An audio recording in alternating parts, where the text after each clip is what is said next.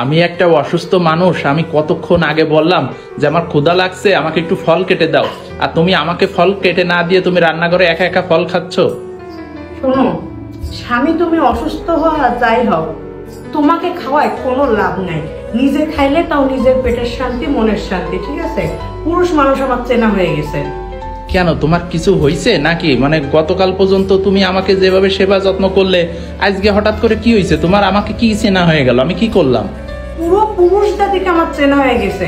এই জন্য আজকে সকাল থেকে আমি নিজেকে নিজে বদলায় ফেলতেছি, বুঝছো? মানে পুরুষ মানুষ এত খারাপ হয়, এত খারাপ হয়, এটা আমার জানা ছিল না। কেন, আমি রাত্রে ঘুমের ঘরে তোমাকে কিছু বলছি? তুমি কিছুই বলো নাই। রাত্রে ঘুমাতে যাওয়ার আগে ফেসবুক খুলে দেখলাম একটা আপু তার হাজবেন্ডের কিডনি নষ্ট হয়ে যায়, তার নিজের একটা কিডনি দিয়ে দিছে। আর সেই পুরুষ লোকটা তার কিডনি নিয়ে সুস্থ হয়ে যাওয়ার পরে সেই মহিলাকে ভুলে অন্য নারীতে আসক্ত হয়েছে। তাহলে পুরুষ মানুষ কোনো মানুষের জাতের ভিতরে পড়ে, বলো তো? আচ্ছা, তুমি হাতে জানতাম পুরুষ মানুষ ভালোবাসায় আটকায়, টাকায় আটকায়, কিন্তু আজকে জানলাম পুরুষ মানুষ টাকা ভালোবাসা কোনোটাই আটকায় না, পুরুষ মানুষ আটকায় আসলে পরনারীতে। তুমি কি হাতের 5 আঙ্গুলকে সমান করলা? মানে একটা পুরুষ মানুষ এইটা করছে, তাই বলে কি সবাই এইটা করবে নাকি?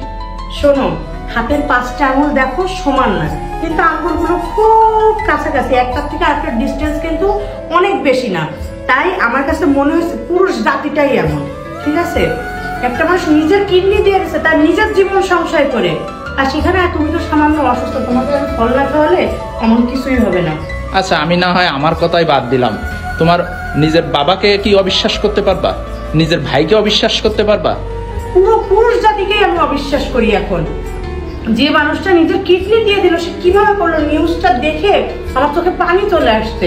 এই জন্য না আসলে মানে অন্য মানুষকে ভালো না বেশি সবসময় নিজেকে ভালোবাসা উচিত। তাই ভাবলাম তোমাকে ফল কেটে দেওয়ার আগে নিজে খেয়ে আগে নিজের শরীরকে সতেজ করে তারপরে তোমাকে দেবো। বাহ, কি যুক্তি তোমার! মানে আমি এইদিকে কিরেই ছটপট করছি আর তুমি এইদিকে রান্নাঘরে বসে ফল খাচ্ছ।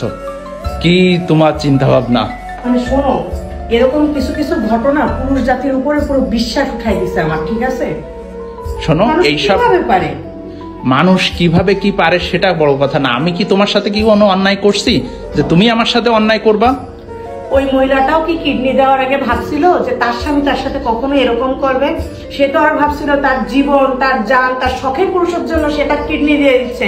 তার শখের পুরুষ তাকে সারা জীবন ভালোবাসায় আগলে রাখবে। সেটা কি হলো? শখের পুরুষ ভালোবাসা দিচ্ছে অন্য নারীকে গিয়ে, এখন যে কিডনি দিল তাকে চিনল না। আচ্ছা শোনো, তুমি এইসব ফেসবুকের কথাবার্তা বাদ দিয়ে আমার খিদা লাগছে, আমাকে খেতে দাও, এইসব এখন বাদ দাও তুমি। ভিডিওটা আপনাদের কেমন লাগলো সেটা অবশ্যই কমেন্ট করে জানাবেন। আর ভিডিওটা যদি আপনাদের একটু উপকারী মনে হয় তাহলে ভিডিওতে একটা লাইক করে চ্যানেলটা সাবস্ক্রাইব করে দিবেন।